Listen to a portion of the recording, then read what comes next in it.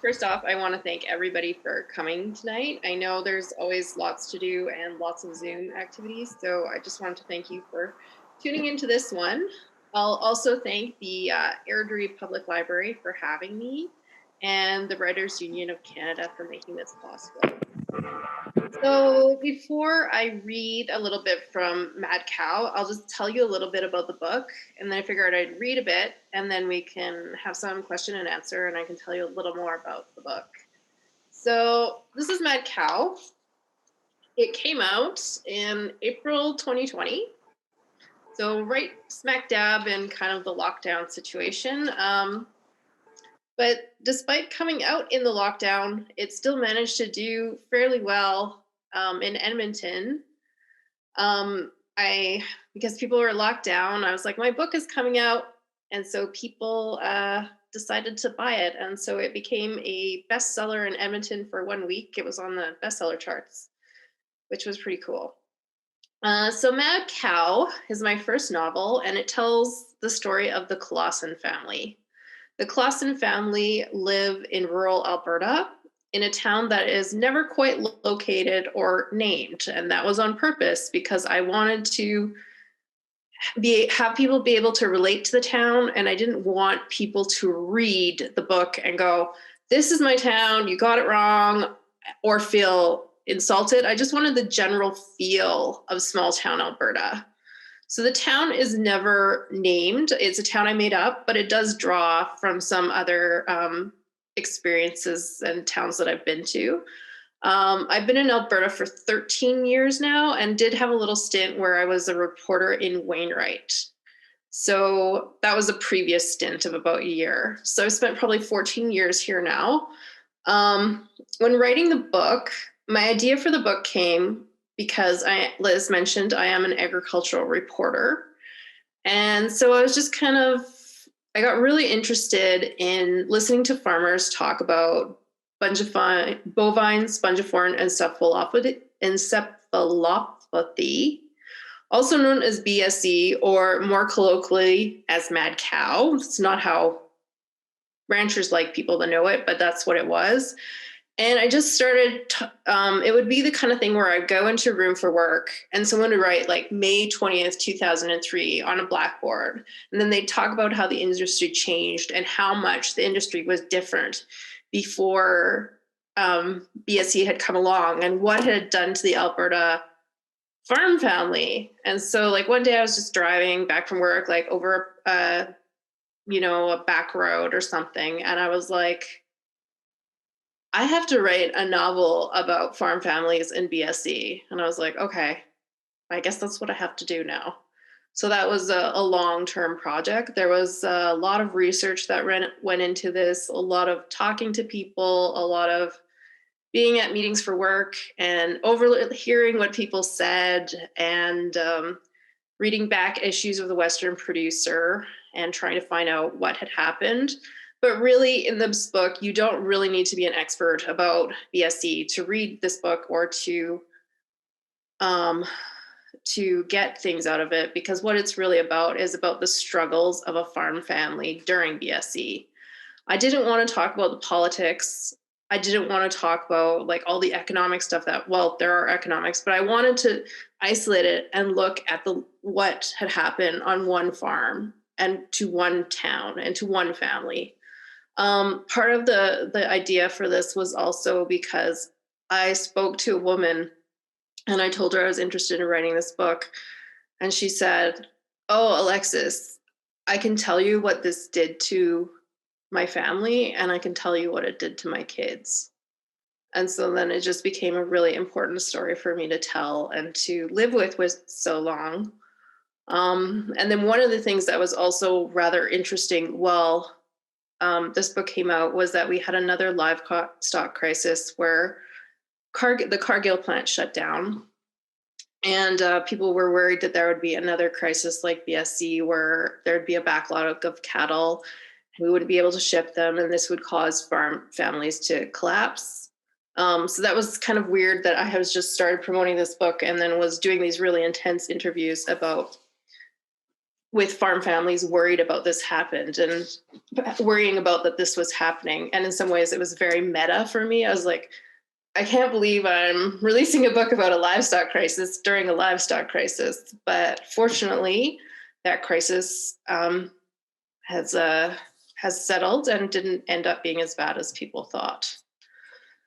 So yeah, it's been a bit of a whirlwind with this book and releasing during a pandemic. I mean, no one expects to release their first novel during a pandemic. One thing that's been great about it is that I know a lot of other writers who have released books during the pandemic, and people have adapted. We have Zoom readings, we do all kinds of different things. And I really actually hope that we are able to do these kind of digital connections in the future, because I can see my friend from Sudbury right now, Kim, who's watching. So things like that, it's great. So yeah, I'm going to read a bit from Mad Cow. This is about chapter 6. So Mad Cow is written from two perspectives. There's alternating chapters. The one voice and point of view is Allison, who starts the book as a 14-year-old. So her name is Allison Clausen. She's a member of the Clausen family. And then the other chapters are narrated by her mother, Donna, who's about mid-40s. And Donna's big thing is that she moved from Saskatoon to the farm because she met her rancher husband. And she is basically a failed farm wife. She does not like being a farmer. She doesn't want to be on the farm. So what happens then is that the farm is in crisis because all of a sudden they can't sell their cattle. But when I was writing the book, as an author, you're supposed to torture your characters. So I was like, how can I make things worse for them? So I made things a lot worse for them. So instead of they have to deal with a few things that happen to them along the course of the book. It's kind of like when you have like a crap year and then like more and more things pile up and you're just in this big pile of crap. That's kind of what I did to these people. But so anyway, I'm going to start reading about chapter 6. This chapter is from Donna's point of view. So Donna's husband is named Gord, and then their in-laws are named Craig and Linda. If there's anyone else that I need to describe, I will give a little flag. One of the things I found challenging with this book is that there's a lot of characters. In one of the processes, I did a chart of all the characters, and I had over 50 characters. So some of them did go, but it's a town, so I wanted the feeling that there were a lot of people coming and going. And so there are a lot of characters in this book. Chapter 6. The summer sped by, and then it was fall. The old grain elevator was about to come down. Everyone had been hearing about the demolition for weeks, since the beginning of August. Donna's friend Mary Ann asked if she wanted to go watch the elevator fall. The destruction of the grain elevator was an event, like the town parade, a rodeo, or fireworks. The Messenger ran several stories about it, their 3-person newsroom scrambling around for interviews. The radio, newspapers, and television ran constant news about BSE, SARS, and Iraq. Donna was scared to watch television or read the news because every single thing depressed her. The world was falling apart. People were dying in Iraq, Toronto was full of SARS, and in town, people were going to lose their shirts if the border didn't open soon. The border closer was wearing on Gord. The auction mart opened a week or so after the border closed, but the prices were so low it wasn't even worth trying to sell. The other day at breakfast, Gord told Donna about Phil's bull. Phil raised purebred bulls and had sent one of his champions down to the States. He couldn't get the animal back since the border was closed and they wouldn't let cattle through. Fortunately, one of his American cattle buds was looking after the bull, but Phil wasn't sure when he would get it back. Just that morning, when Donna and Gord were in their bedroom, Gord looked in the mirror and examined the grays on his head. "I think there are more," he said, "but at least it's not falling out. I don't think I could handle losing my looks right now." Gord was lucky to have a full head of hair. Craig was balding. His forehead got bigger every week and the back of his head got shinier. Linda loved the reddish tint of Craig's hair. Donna knew that secretly Linda hated that Craig's hair was falling out, even though she never said anything about it to him. A man can control his weight and how big his belly got. But no man, not even a man who ate only steamed vegetables and worked out on a treadmill every day, could control his own hairline. You've still got your looks, Donna said, putting her arms around her husband. He was a good-looking man, even if he had a few wrinkles and the start of a spare tire. He had big brown eyes, nice white teeth, and the same strong hands, nice arms, and muscular back she had fallen in love with. He was her cowboy. They had a pile of good-looking children, and 2 of them were growing up nicely. Don't worry about this mad cow stuff, she said, letting go of Gord to pick up a pile of laundry. Ever since the funeral, she was falling behind. Things needed to be done around the house, and she hadn't gotten to them yet. She was treading water, on the verge of losing her ability to keep afloat. She had piles of stuff to wash. Gord's barn clothes were starting to smell, which drove her completely crazy. We'll be fine, she said. You keep doing what you're doing. We've always been fine. His body stiffened the way the bodies of their dogs did when they saw a coyote in the yard. Don't call it mad cow, he said. You need to call it BSE. Why, she said, her arms full of laundry. If you say mad cow, it sounds like something is wrong with the meat. People need to know that they can't get sick from eating beef. Donna sighed. BSE was another bunch of letters like the rest of farming. Phil Hill was on the board of Alberta Beef Producers, known as APB. APB and CCA had constant meetings. Their grain farming neighbors talked about the CWB and ACPC and going to pick up things at the UFA.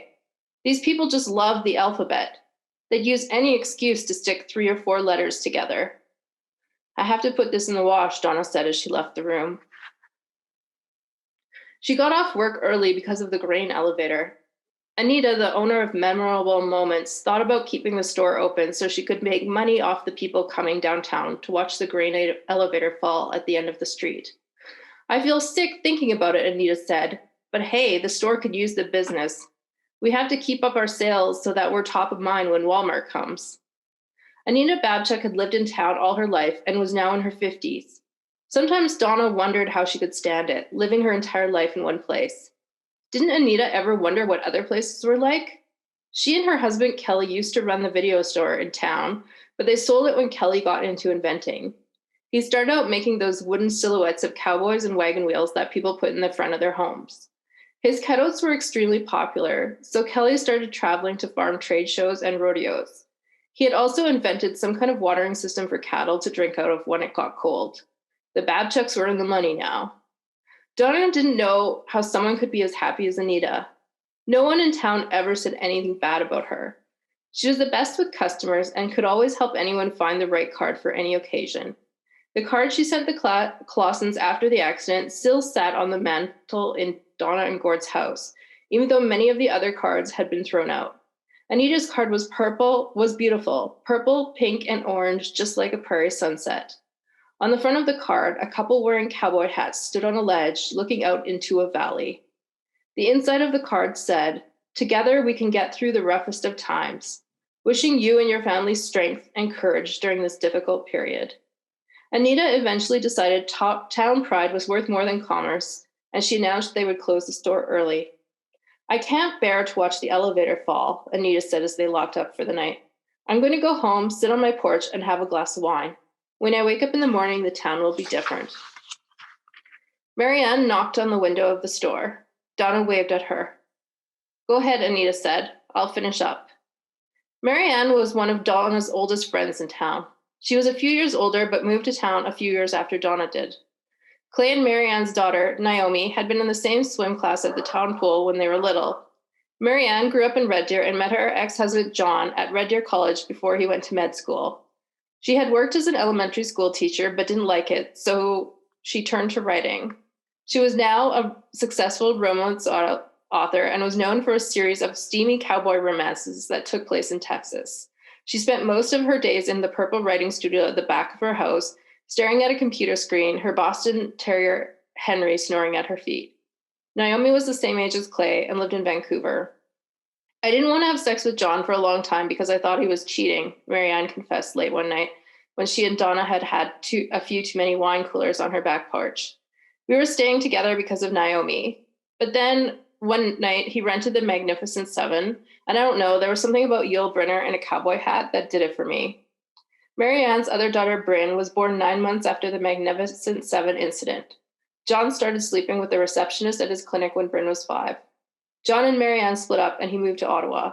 Marianne stayed in town because she didn't want to take Bryn out of school, and she loved her sprawling bungalow, which she painted purple after the divorce. Donna read all of Marianne's books. They were steamy and delicious, focusing on how good a man could look in a Stetson, hoisting himself onto a beautiful, well-muscled horse.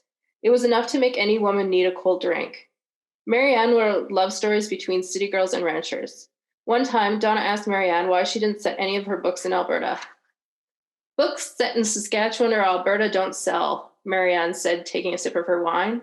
Have you noticed that none of the cowboys or horses ever shit in any of my books? These cowboys live in shitless worlds. It's all about the fantasy. Donna understood this better than anybody.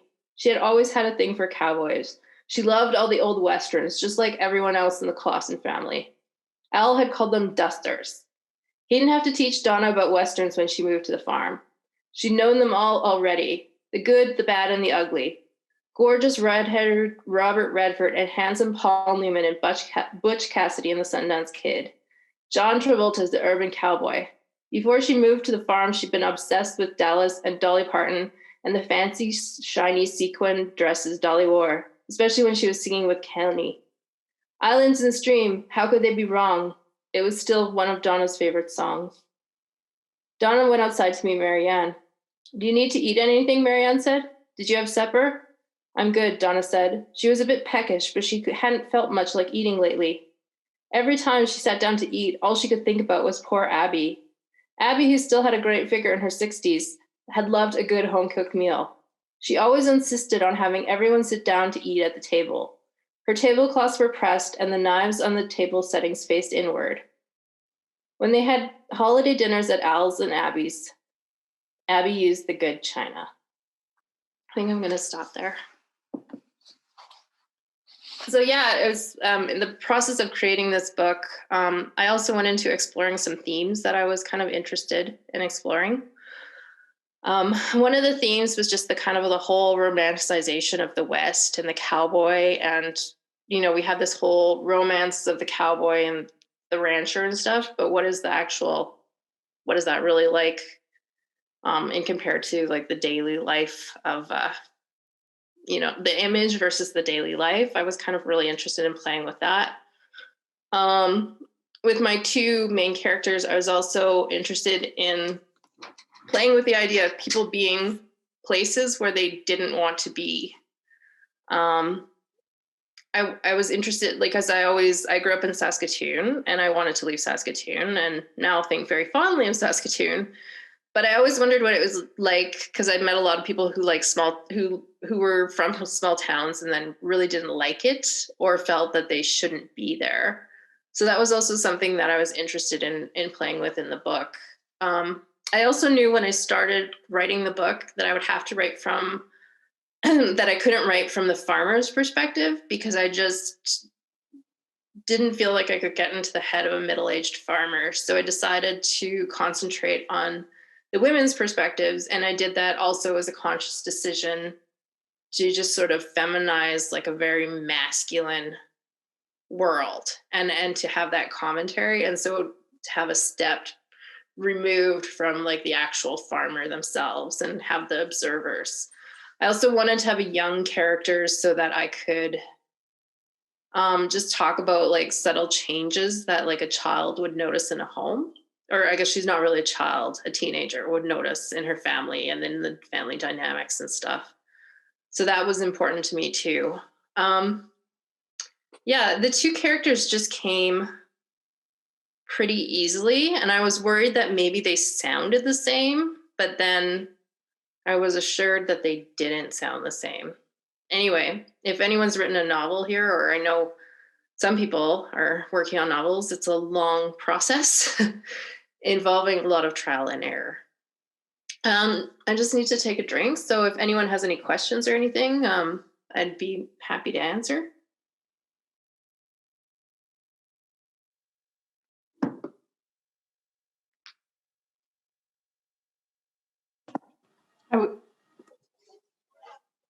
Did you want to ask something, Kim? I was just going to ask if you've had like farmers comment on the book. I actually have, and it was kind of nice because I had farmers, like I actually have a lot of farmer friends. So in my initial reading, one of my friends who's an agricultural reporter as well read it and did offer some tech support. So that was actually what I was most nervous about, was farmers reading the book and not like saying she got everything wrong. But it was kind of nice since I have so many farmer friends. A few of them did read the book, and they're cattle ranchers, and they liked it. Like one said, I liked your last book and I look forward to you writing another one. Another rancher read it. A really good friend of mine who was actually a really great story. I became friends with this woman because I was working and she is a goat farmer. So we met while watching a goat get artificially inseminated. And became friends because we kept on going to ag conferences, and I was like, Tamara is so cool. So she just read it, and she gave me a really nice review on Goodreads. She lives on a farm with all kinds of animals, including cattle and goats. And she said that I got all the agricultural stuff correct, and she could really relate to the settings and the Alberta-ness of it. My friend who works for a Canadian cattleman also did like a little spread on me. So there was a little in Canadian Cattleman, there was like, new book about BSE written by, so I don't know if anyone picked it up because of that, but I know that some ranchers know that I wrote about it. So there have been some positive comments and some questions. If they've read it and gotten mad about it, they haven't told me. So, but I'm really glad I'm really happy that some ranchers have read it and liked it. That means a lot to me. That was what I was most worried about, was getting things wrong. And when my friend who was the consultant for it read it, I had someone opening a fence wrong, and she quickly told me. And at one point she's like, he's an experienced rider. He wouldn't fall off his horse that much. So things like that people had to correct me on, because I have no agriculture background. Like everything I did, I learned. I did not grow up on a farm. So yeah, but thank you. That's a great question.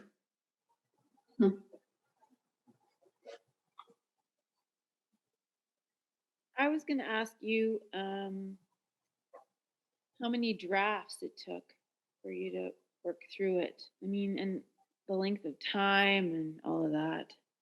I think I did about 4 or 5 drafts. And it took me a really long time. So my original draft of this book is 260 pages now. My first draft was over 400 pages. But I read it and I just chopped so much, because I wrote all these scenes in that they didn't need to be there. And like I said, there was so many characters. There's a character named Bonnie in the book. And in the original draft, I had a character named Bonnie. And then like 50 pages later, there was another Bonnie that showed up. So Bonnie 2 ended up on the cutting room floor. But I think there was about 5 drafts. So I did like my first draft, and then I gave it to 4 friends for feedback. One of whom is, I know Kim's answering this question. One of them is Tara Giroux. She was one of the best readers I had. She's an amazing editor, like really great. And so I had, it took me a long time too, because I kept on starting and stopping. One of the challenges is because I work as a reporter and I also do freelance writing, I'm not probably as focused as other people who have non-writing jobs, I think. So I think it took me about 4 years. And then on the 5th year, I started submitting it, and then it got picked up, and then it took another year before the book actually came out. So I know people who do way more drafts than me, but for this one, I did about 5. And then various copy editing and more. So, but probably 4 or 5 before I started sending it out. And I like one of the people who rejected it, they said there was something they didn't like about it, but they didn't tell me what it was. So I was like, that was frustrating. Yeah. And who would you say the target audience is for this book? Well, I really wanted, like, that was also something that came up in discussions with farmers and ranchers when I started telling them, because some farmers said, like, one, agricultural specialist I talked to said that a lot of farmers wouldn't necessarily want to read this book because it's just so raw and so close to them. So I think that my target for this book was really like people who don't know what BSE did to Alberta, which is a ton of people. And then I really wanted to go into like the whole prairie ethos and prairie feel. And there's a lot of pop culture references in the book, because I also wanted to go against the idea that if you live in a small community, you're not exposed to pop culture, or that it doesn't make a difference in your life, because that's not true. I mean, people still have satellite TVs and internet and stuff, so you're consuming the same media. So I guess my answer to that would be basically like urban people or rural people who want to learn about this, or who are interested in kind of like domestic fiction, I guess, because I was not like, when I was writing it, I was like, oh, I'm writing a family story, which if you know anything about my tastes, makes sense, because I really like family stories. But it was also so funny to me because I was like, growing up, you're always like, oh, the prairies are so boring. And then I was like, oh, I'm writing a prairie novel. Oh. Now I totally don't think the prairies are boring. I still identify as a person from Saskatchewan living in Alberta, but I think the prairies are fascinating. And the next two big projects I want to do are set on the prairies. So I don't know. I just feel like there's so much potential for story here. And I'm really interested about some of the stories that we can tell from this region. And I think that that we've been kind of limited in the narratives that are coming out from the prairies. I'd like to see more stories from people of color, and just like undertold stories. That was also a comment I got in the book that I hadn't even thought of but a few people said it to me. And I was kind of like, oh, there was a few people who said that the book was diverse, because I had like a Sikh character and a whole bunch of Chinese characters, because there are a Chinese restaurant is in the book, a Chinese restaurant family. And that was just something I did naturally, because I'm like part Chinese and Caucasian, and I think of the world in terms of just different ethnic groups. So I just knew that there was going to be people of color in my book, and some possibly gay characters and that kind of thing as well. It wasn't something that I thought of consciously. I just sort of did it. And I think like a lot of my work is going to have those kind of themes in it as well. So that's a long-winded answer. This is an interesting format though, because I'm like, feel like I'm supposed to be talking. So, it's a little different. Oh yeah, no, it's very different for sure. I gotta say, I don't think I've ever heard of a lot of friendships happening over a goat insemination, but that's maybe I have to go to those more often. She's like the coolest person, and I love her entire family, and it was such a blessing. Like, her brother put out a book this year too, and so now he and I are like internet friends. So yeah. That's great. I'm actually just curious, where, like, you with your research for like Mad Cow and everything that happened, did you do a lot of your own, or was some of it even just flipping through? Like, I don't know if you keep notes or things like that from the time. I'm just a little bit curious about, just that kind of aspect. Oh, okay. So in 2003, I actually wasn't in the country. I was doing an internship in Mongolia, and I wasn't an ag reporter yet, so I had like nothing about that time. So I found, like, I looked for literature, and I ended up doing I don't know, this is probably what lots of writers tell you to do or not do. I ended up reading like a lot of scientific stuff about mad cow disease and stuff and BSE and like prion diseases and stuff, which was not very useful because I don't know. But then I found like the one book that I really used the most was this one woman had written a book called Just in the Nick of Time, I think it's called. Let me see.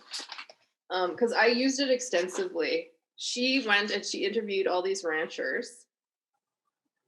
And it was a nonfiction book about BSE. It's called Just a Matter of Time. And I also went and I talked to the librarian at the Western Producer and looked up all the archives and looked up journal archives. But I didn't have any of my own information, and like what I was dealing with was so completely different. But I could remember and look like what I was like watching for movies or what I was listening to.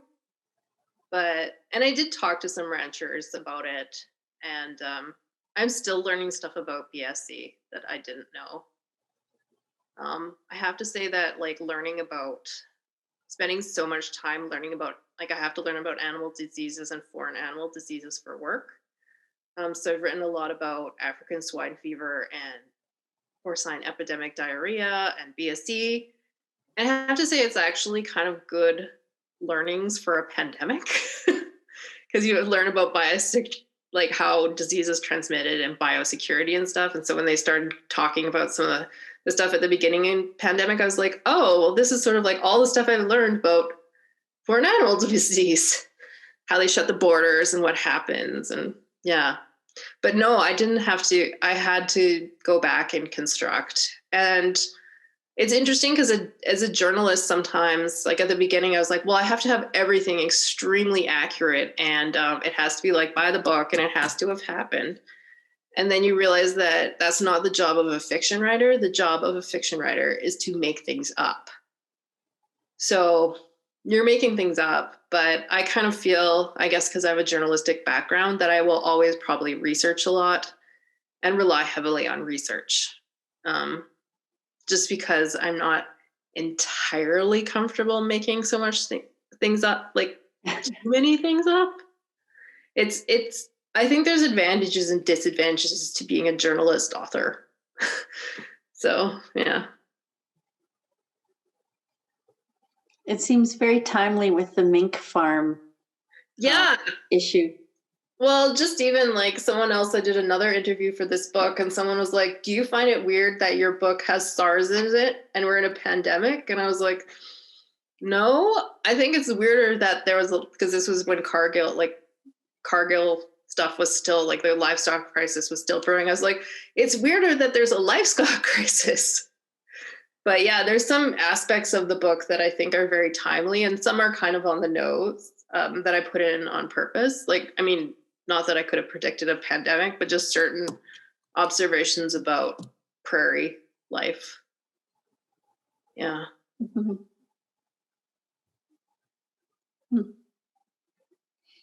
I read an article a while back. I don't know if you saw it about,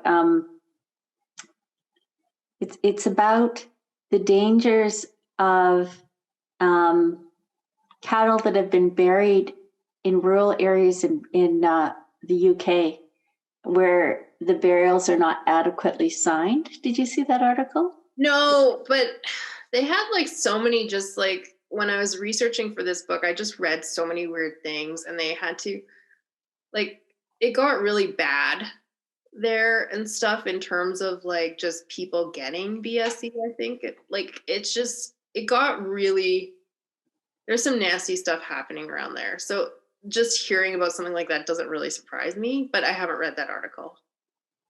Because there's this whole potential horror element to the topic, right? Is that, do you touch on that at all or in your approach? Or? Actually not in my approach. There's no horror things except for like, I didn't have any input on the cover. And when I saw the cover, I was like, wow, I've written a horror novel. Because that's what it looked like to me. I was like, this looks like horror. But the thing is that I'm actually like a huge lover of horror, even though I can't watch horror movies. They scare me too much. I just read horror, like the scariest horror novels I read, but I can't watch the movies. They're too scary. And I've tried to write some like weird fiction. I have some I would love to write a horror novel, but this is a different kind of horror novel. Like, it's a realistic horror novel, I guess. Yeah. I know you mentioned earlier that like your next projects and stuff that you have cooking would be set in the prairies. I was just wondering if you have anything maybe to say about what your next project that you think you'd be working on is. Well, right now, see, what happened is the pandemic sort of slowed my research because I kind of figured out that I am really interested in projects that have like a lot of research to them. So what I was kind of low key researching before is I'm really interested in intermarriage on the prairies. Specifically, like as I mentioned before, my grandfather was Chinese and came to the prairies, and he was a head taxpayer and had a wife in China, but got together with my grandma and had a bunch of kids. So I'm interested in that kind of story because I've never seen it depicted anywhere in fiction. I also have some relatives who, one of my relatives Chinese man had children with a Native woman, which happened. I mean, there was a lot of interracial marriages and interracial coupling that happened that it hasn't really been explored, and we haven't really talked about. I mean, there's books about the history of the Chinese pioneers, but not so much in fiction. So I have been researching the history of Chinese pioneers and was just starting to research some of the history of Indigenous, kind of the crossover.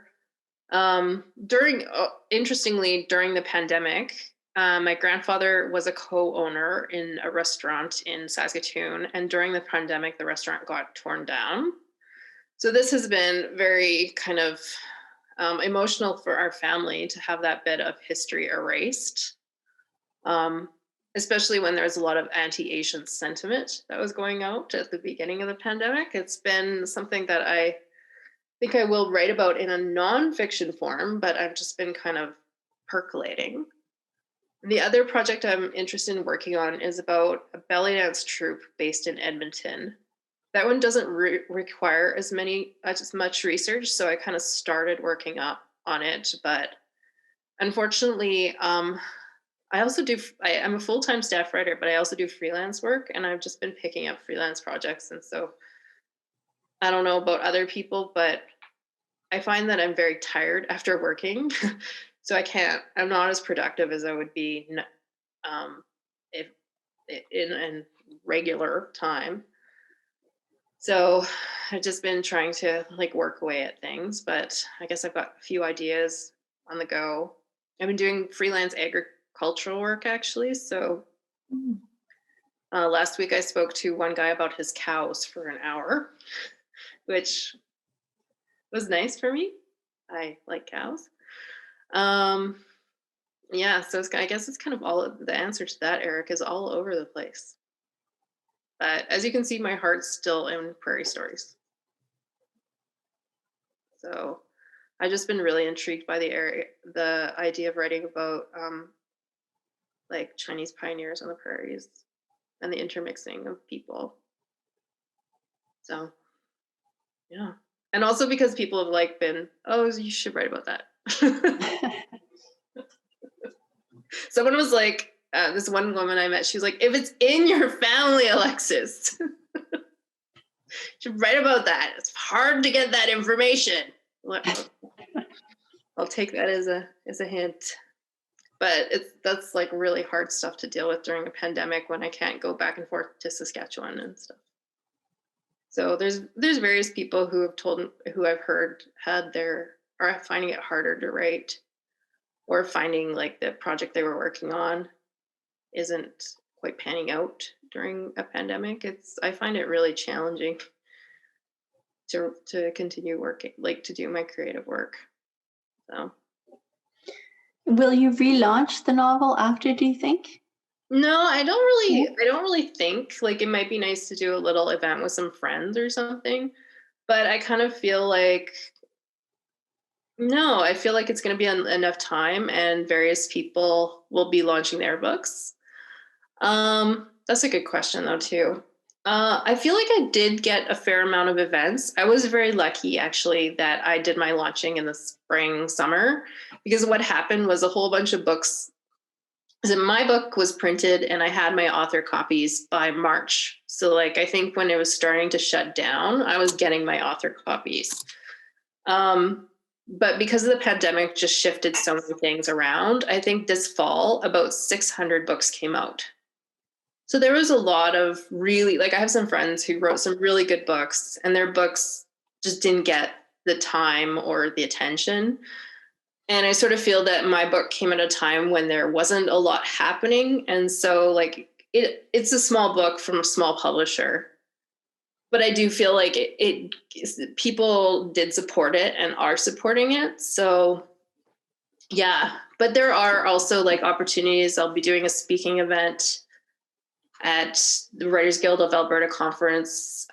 Is online, talking about writing in books set in Alberta. So I figure that like it will continue to have a life beyond launching. It was very weird because my tour was supposed to happen, I think in May. It was May, and I had to go and unravel all the tour that had been set up, except for like the event that was at McNally Robinson in Saskatoon. I couldn't even contact the events desk because the events desk was closed. Oh, gosh. So I was like, it's still, I think it might even still be on the website that I'm going there in May. So yeah, but everything else is just sort of unraveled. I was supposed to do an event in Vancouver, but they ended up doing that event as a virtual event. So that worked out.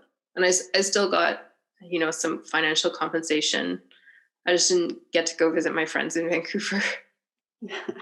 So yeah, I think also like, I'll probably want to work on something new and stuff too. Yeah.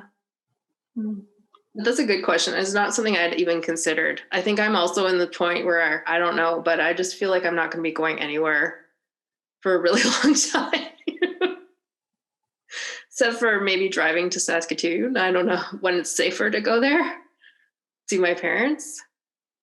Yeah. I just feel really sorry for everyone that had a book come out this year. It's weird, but I feel also like, to me, I feel like there's been a lot of captive audience and I feel like there's been a lot of support, and it's been really lovely to watch so many Zoom events and be able to connect with the presenters. Like I was saying, I have a friend named JL Richardson. She does events for Kim Noser too. She does events for like CBC, and she does some stuff for like Canada Reads, and she is a columnist for Q. And she's hosting so many events, and I'm like watching all these events. I've seen her more because she lives in Brampton. I've seen her more this year than I would see her in a regular year. So this is a weird world. Like it's very weird. Like I feel, and I've definitely bought more books than I normally buy. So I had and I think like some people say they're reading more. I had at the beginning of the pandemic, I couldn't read very well, but then it came back, and reading now is like, I don't have to think about all the stuff that's happening. So a lot of people are reading more poetry, which is lovely. Apparently someone said that like people were going to like poetry websites and buying like 20 books from the backlist, which is, it's nice. Like, yeah, I don't know. Like, I think, I don't know. I hope, like, one of my hopes of like things we've learned, this is a very small hope, but I just hope that people will realize like the importance of things like books and movies and music and arts, because that's kind of what's kept us, well, some of us going during this time, so that's one thing I've thought about for sure. As a librarian, I have to agree with you on this. Yes. Oh, I can tell you, speaking of library, I could talk about something that a lot of people don't know, which is kind of cool. So authors sign up for a thing called the public lending right, and you enroll in this program. And then so if you, every year they go and they look at various libraries, and then they check if your book's in the library, and then you get a check based on like having your books in the libraries.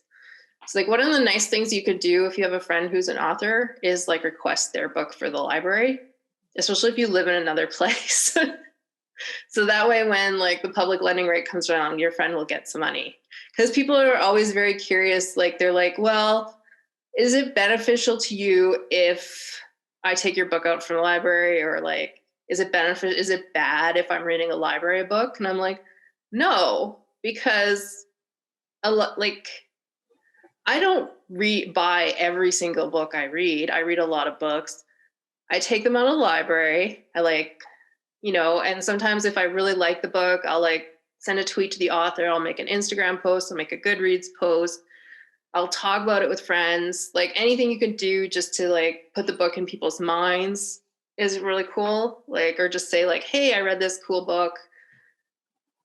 That can really help people out, so. But I just like to tell people about the public lending right, because no one told me about it until I became an author. Like my first publisher was like, oh, you can do this, you can sign up for this, and you can sign up for Access Copyright, and then you just get some money every year. I was like, this is great. Like I didn't know this was a thing. So sometimes like I've met some people and I'm like, did your publisher tell you to sign up for public lending right? And they're like, oh, I didn't know. I'm like, just sign up. And do you know that libraries, I work at the library with Eric, but you know that we pay every year into that, right? We have to pay Access Copyright. Yeah, that's cool. Which makes sense, right? Because where's the money coming from? It's coming from the libraries that hold the books, right? Yeah. Yeah. Oh, it's really neat. Like there's all these different systems that like you wouldn't know about, or yeah. It's fascinating. I have a question. I wondered what you've been reading lately that you really love. Oh, well, I just finished reading Slimane Nawaz's Songs for the End of the World, which is about a fictional pandemic that is worse than our pandemic. And yeah, some people go, ugh, but I really pandemic novel. I know. I read it, and that's what my partner said too. He was like, how can you be reading a pandemic novel? Like gross. But I found it really uplifting, and I loved the structure and the characters, and she had a lot of like multiple points of view. And I'm really interested in that. Like I'm really reading a lot for structure. So I've just picked up various things. I read Tommy Orange's There, and I loved the structure. I was like, this is so, except it's interesting because I just heard like an agent talk about how people can lose characters with multiple point of view novel, and he has 12 points of view. And so I'm like, this is like a brilliant, like I tell you actually that There, I read it and I was like, I should just stop like now. That's like, which I haven't felt for, like, I was just like, I can't do this. Like, he's amazing. So yeah, those two right now stuck out in my head. Yeah, I really, really like those. I've been reading a lot of like poetry and Canadian fiction and a lot of horror. And then I started reading because I watch a lot of rom-coms. I'm trying to delve into romance just because I never read it. I'm just like, why not? And then I also find celebrity biography, especially if it's really trashy. I'm like really into those right now. And then if it ends up that I read the biography of Elton John, and then all my partner had to do was listen to me tell him Elton John facts. I'm like, Elton John did this. Did you know that Lady Gaga is like Elton John's godmother to Elton John's kids? Like, it's just, I'm sure he's like, could you just read about, I also read Jessica Simpson's biography. It was the same thing. I'm like, Jessica Simpson did this. Like, I don't know. It's just, It's a palate cleanser. It's a palate cleanser. That's what it is. I don't know why I think like also like I really like celebrity gossip. So I'm craving that during the pandemic. So I think, yeah, I don't know. It acts to take my brain away from some of the heavy stuff that's happening. I'm just like, oh, I'll just read about this person's life. Yeah.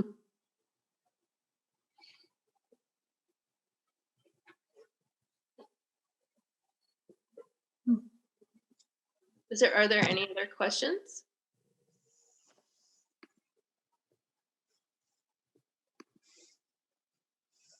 Well, I'm gonna do just like here. Just go get the dog. Okay. Dog's adorable. Yeah, she just could hear her at the door, so I figure she's been on several Zooms already. So cute. So this is Edie. Ah, She's 10 months old. So she's a true pandemic puppy. ah. So she was featured in the Globe and Mail Hmm. because we knew the reporter was like, "Are you getting a puppy?" And I was like, "Yeah." So she interviewed us about it, and we were in and out. And they sent a photographer over right the day when we got Edie.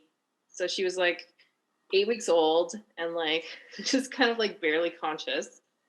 And she was in the newspaper. So she's been on quite a few things. Like she was at my book launch, and she's been in a local newspaper, and then also in the Saskatoon Star Phoenix on an article about not getting to go home for Christmas.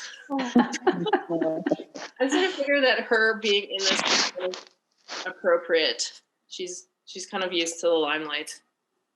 So and she's great. The tongue thing's adorable. That tongue thing. I don't know what that is, but her tongue is out like all the time. Like it does in her mouth, but she does stick it out a lot. She walks around, she's like, It's adorable. yeah. She's great though. Like she loves people. She loves kids. So she's very playful and she likes to snuggle. So we were very lucky with her. She's a very loved, very happy dog, and we do not regret getting a dog during the pandemic. In the section I read to you, there's a Boston Terrier named Henry, which was named after my friend's beloved dog. So Henry, there was an actual Henry who does appear in the novel. Hmm. So, Well, it's very nice of you to reschedule that. We're so disappointed last fall. People just seem to be zoomed out, you know? I felt zoomed out too. So I totally understand. It's like, I don't know, the mood of what people need and want is like, it changes all the time, and we're always like, what's happening, right? Like we can't predict it. It's exhausting. Mm-hmm. So thank you so much for having me, and thank you for all your questions. Yeah, thank you, Alexis. This was great. This is a real treat. Very pleased that we were able to do this and to have you. So yeah, I really want to thank you for coming, and thank everyone for attending. This is, I hope you enjoyed as much as I have. I will be just to let y'all know, I will be sending out just an evaluation on Monday morning to everybody, and that's just on us, not on Alexis. That's evaluating us as the library. But one thing I would just like people to be a little bit conscious of, this was our very first Saturday night program that we've done. And so we are very interested to know people's feedback on it being on a weekend going forward. So like I said, I'll be sending this out on Monday. If people will be kind enough to fill it out, that would be greatly appreciated. But yeah, thank you everyone for coming. It's always weird not to say drive safe. Walk down the stairs safely. Yeah. But yeah, enjoy the rest of your night. And again, thank you all so much for coming.